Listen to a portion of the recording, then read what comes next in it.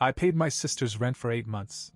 She's your sister, it's your duty, my parents always said. But when I found out that she called me loser behind my back the next day, she's your sister, it's your duty. That's what my parents used to say. Every time I hesitated, every time I even thought about saying no. Monica was doing well in college, they told me, and they made it very clear that it wasn't their responsibility to pay her rent. It was mine. I fought them about it once. Not just a little argument, a real, full-blown fight. I told them it wasn't fair. That they had more money than me.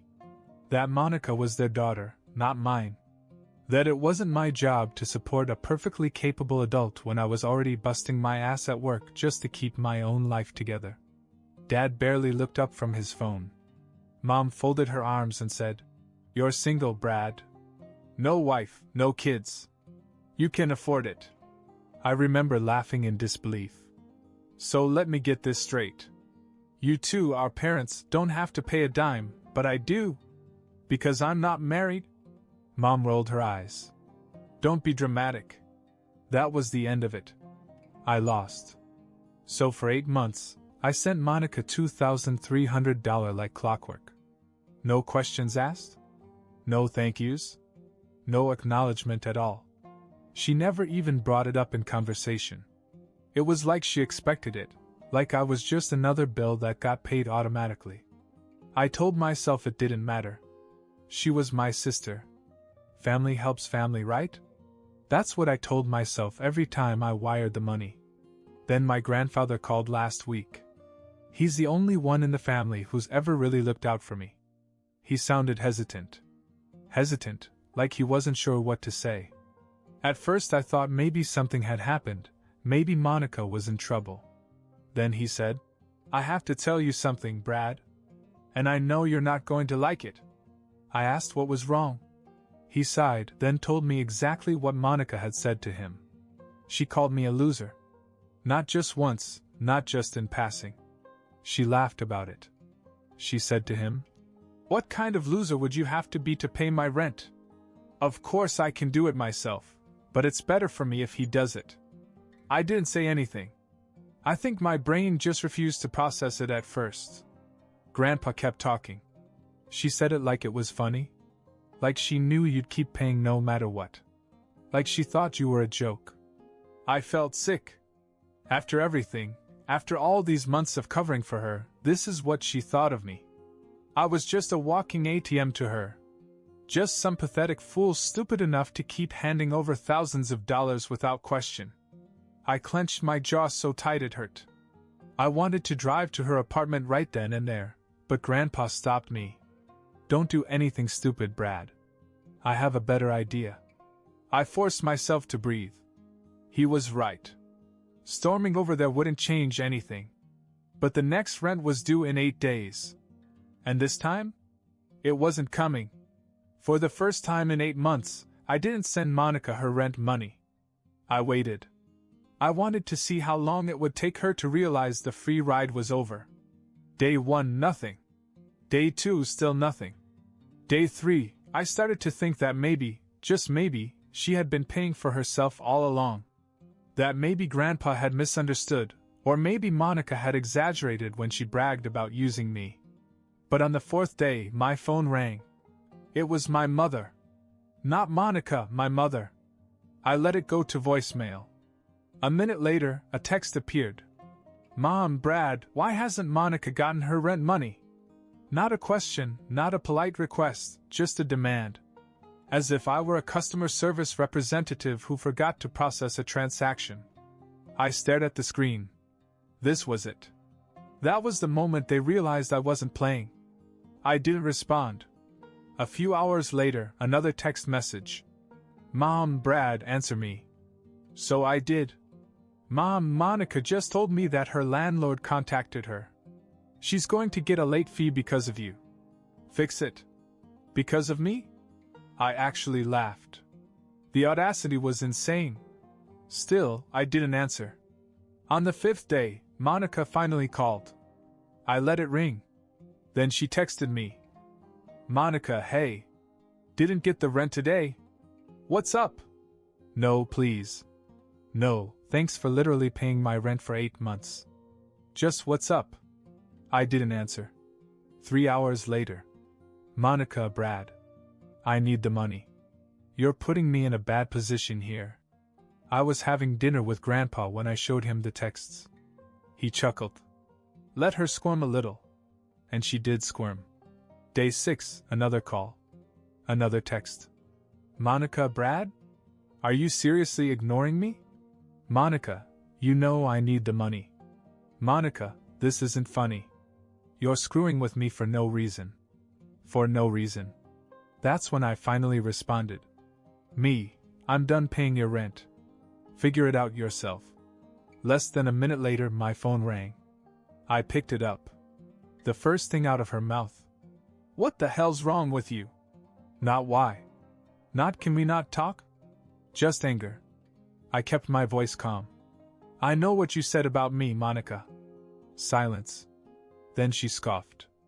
What are you talking about? Grandpa told me. How you laughed about it. How you said I was a loser for paying your rent when you could do it yourself. Another silence. But this one was different. This wasn't shock. This wasn't guilt. This was her calculating. Trying to figure out how much I knew. When she spoke again, her tone was sharp. Wow.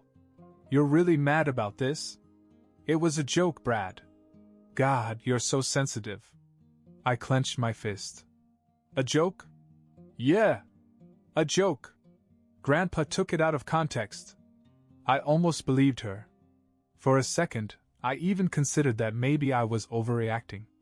But then I remembered she never denied saying it. I took a deep breath.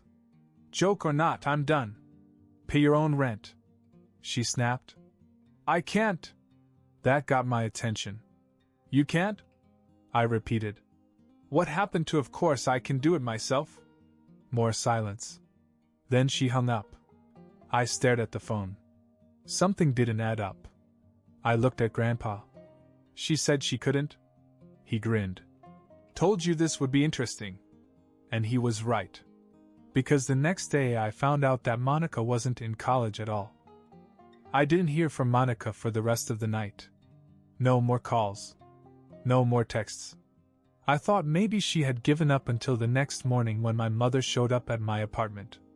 Not a call. Not a text. She showed up. I opened the door, and before I could even say a word, she pushed past me and stepped inside. What the hell is wrong with you, Brad? I sighed. Good morning to you too. She spun around, arms crossed. Monica just told me you're refusing to pay her rent. Are you out of your mind?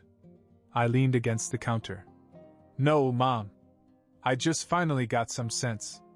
Her eyes narrowed. What does that mean? I crossed my arms. It means I know what Monica said about me. I know she's been laughing behind my back. And I know she never actually needed my help, she was just using me. Mom rolled her eyes so hard I thought she'd pass out. Oh, please. You're throwing a tantrum over a stupid joke? I stared at her. That was the second time someone had called it a joke. She sighed, shaking her head like I was an idiot. Listen, it doesn't matter what she said. She needs that money. You can't just leave her stranded. I clenched my jaw. She said she could do it herself. Brad. No, Mom. Answer me. She said, of course I can do it myself, but it's better if he does. So why can't she? My mother hesitated. Just for a second. But I saw it. That was when I knew. There was something else going on. I kept my voice calm. Is she even in school? Her face twitched. Just slightly. Of course she is. I folded my arms. Where? She scoffed. What kind of question is that? I repeated slowly this time. Where is she going to school, Mom? Silence. A long, painful silence. Then she shook her head. This is ridiculous. Just send the money, Brad. I exhaled sharply, half laughing. She's not in school, is she? Mom glared at me like I was the problem.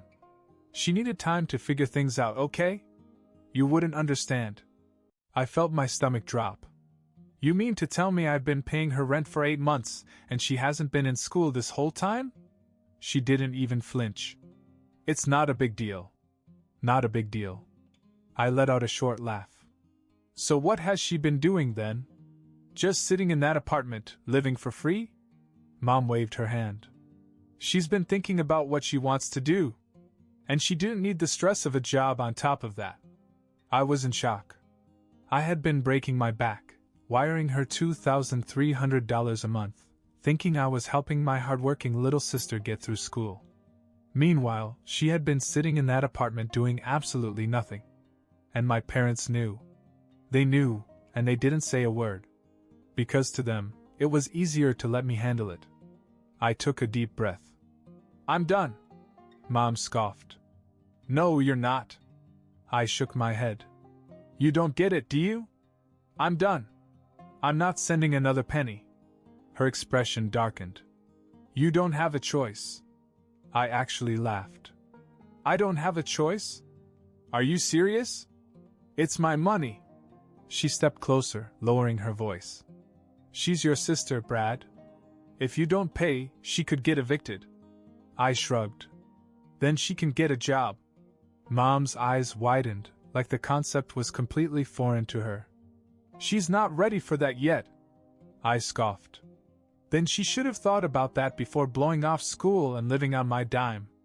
She opened her mouth to argue again, but I held up a hand. I don't care, Mom. You can threaten, guilt trip, cry whatever you want. But I am done. She's your daughter. You figure it out. Her face turned red. You are being so incredibly selfish right now. I almost exploded at that. Selfish? Selfish? I pointed to the door. Leave. She stared at me like she couldn't believe I was actually standing up to her. Then she scoffed and stormed out, slamming the door behind her. I sat down on the couch, my head spinning. 8 months. 8 months of working overtime, budgeting, saying no to things I wanted because I thought I was doing something good. And the whole time, I was just an idiot getting played. My phone buzzed. A text from Grandpa. Grandpa, so, how did it go? I stared at the message for a second. Then I responded. Me, they're panicking. A moment later. Grandpa, good. Let's make it worse. After my mother stormed out, things escalated fast. I expected more texts, maybe a few guilt-tripping calls. What I didn't expect was for my father to get involved. He usually stayed out of things, but apparently, this was the hill my parents were willing to die on. The next morning, I woke up to an email from him. Short and to the point, something about how I was damaging the family, and how we don't abandon each other. No mention of the fact that they had completely abandoned their own responsibilities as parents and shoved them onto me. Then came the phone calls from extended family. Aunts, uncles, even a couple of cousins, people who had never once cared about my life suddenly had a lot to say about how I was treating Monica. Someone had clearly been feeding them a story, because every single one of them seemed to think that I had suddenly decided to cut her off for no reason. The best part? No one mentioned the fact that she wasn't even in school. That little detail was conveniently left out. Meanwhile, Monica had gone radio silent. No calls, no texts, nothing. That was strange. She had been furious just a day ago, so the sudden silence meant one of two things. Either she was scrambling to fix things herself, or she was planning something. I didn't have to wonder for long.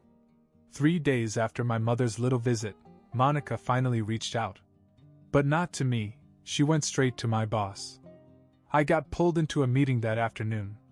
My manager looked uncomfortable, sliding his phone across the desk. I glanced down and saw an email from Monica. It was full of accusations, claims that I was financially abusive, that I had manipulated her into depending on me, that I had, suddenly, pulled the money as a way to punish her. She made it sound like I had been controlling every aspect of her life, and now that she wasn't doing what I wanted, I was destroying her stability. I couldn't believe what I was reading. My boss asked if everything was okay, clearly trying to give me the benefit of the doubt. I took a deep breath and calmly explained the situation, how I had been paying her rent, how she had lied about being in school, how I had simply stopped sending money that I never owed her in the first place. By the time I was done, my boss just shook his head and sighed. He told me he'd handle it. Monica's email went straight into the trash. But now I was furious. She hadn't just tried to guilt-trip me, she had gone after my job. Grandpa was right. It was time to make this worse. I started digging. It wasn't hard to find out what Monica had actually been doing for the last 8 months. No job, no classes, just a lot of expensive outings.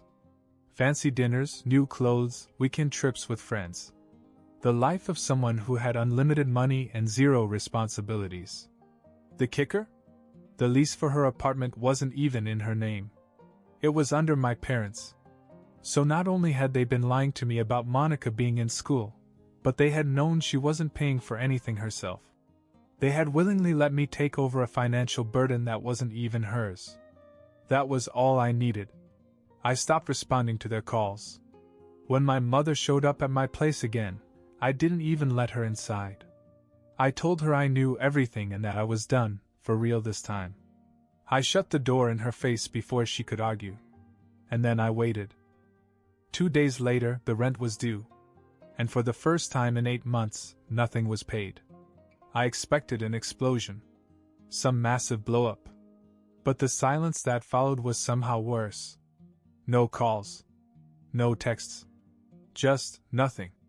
At first, I thought maybe they had finally given up. That maybe, just maybe, my parents had found a way to cover for Monica, and they'd all decided to cut their losses. But then I got a call from Grandpa. He was laughing so hard he could barely get the words out. Apparently, Monica and my parents had been scrambling behind the scenes, desperately trying to find a way to pay the rent without letting me know they had failed. But there was a problem: none of them had the money. It turned out my parents weren't as financially stable as they pretended to be. Grandpa had known for a while, but he never said anything because, as he put it, they were too proud to admit it. They had been living beyond their means for years, racking up debt to maintain their perfect image. And Monica? She had spent every dime I had given her without saving a single cent. So when the rent came due, none of them could afford it. And because the lease was in my parents' names, the landlord didn't go after Monica, he went after them. That's when the panic really set in. Monica tried calling the landlord to ask for an extension. He refused. My parents tried to take out a loan. They got denied. They even reached out to other family members, but no one wanted to lend them thousands of dollars on such short notice. Then they did exactly what I expected. They came crawling back to me. It started with a single text from my mother. No demands this time, no anger, just pure desperation. She said they were in a tough spot, and asked if I could please help them out just this one last time. I ignored it. An hour later, my father called. I let it go to voicemail. When I finally listened, I could hear something in his voice I had never heard before. Panic. He didn't yell, didn't scold, he just begged. Said they were going to lose everything if I didn't step in. Still, I said nothing. That night, I got the final text. This one was from Monica. No fake excuses. No pretending. Just one sentence. Please, Brad. I don't know what to do. I stared at it for a long time. She had spent months laughing about how stupid I was. How easy it was to manipulate me. How I was nothing but a loser who'd keep paying as long as she played her cards right. And now, here she was. Helpless. I turned off my phone and went to bed. The next day, the eviction notice was posted. The eviction notice hit them harder than I expected. Monica went into full meltdown mode. She had never faced real consequences before. There was always someone cleaning up her mess, making sure she never had to deal with the real world. But this time, there was no backup plan. No safety net. At first, she stayed in the apartment, hoping something would magically fix itself. Maybe she thought the landlord would give her more time. Maybe she thought I'd crack and come to her rescue at the last second. But I didn't. And when the landlord finally locked her out, reality smacked her in the face. That's when she turned to our parents. Except they had a problem of their own. A big one.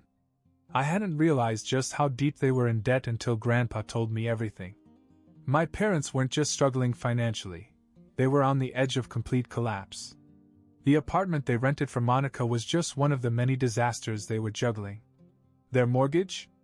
They had been behind on payments for months, dodging calls from the bank, shifting money around, barely staying afloat. The only reason they had lasted this long was because I had unknowingly been covering one of their biggest expenses. When I cut Monica off, the entire house of cards fell apart. 2 weeks after Monica lost her apartment, my parents lost their house. They tried to keep it quiet, but words spread fast. The bank finally foreclosed, and they had no backup plan. I wasn't there for the eviction, but Grandpa was. He watched from his truck across the street and later described the whole scene to me over lunch like it was the best entertainment he'd seen in years. He said my mother was hysterical, screaming at the movers. My father just stood there looking defeated, and Monica? She was sitting on the front steps, crying, as if she had never seen this coming. They ended up bouncing between motels, burning through what little money they had left. Grandpa thought it was hilarious. I stayed out of it. I didn't call, didn't check in, didn't ask where they were going next. I wasn't going to be their next bailout. Monica texted me one last time. This time, she didn't just ask for help, she begged. She told me she had nowhere to go, no job, no savings, no friends who would take her in. She told me I was her brother, and that family was supposed to take care of each other. That was rich, coming from her. I stared at the message for a while, thinking about everything she had done, everything my parents had done. Then I deleted it. And just like that, she was out of my life. A week later, Grandpa took me out for dinner. He looked proud. He told me this was the best thing I could have done, that he had waited years for me to wake up and stop letting them use me. He clapped me on the back, grinning, and said, "That's my boy." That night, I finally understood what he had been trying to teach me all along. Some people, even family, will use you if you let them. They will take and take and take, never once considering what it's costing you. And if you let them, they will never stop. The only way to end it is to walk away and let them deal with the mess they created. And that's exactly what I did.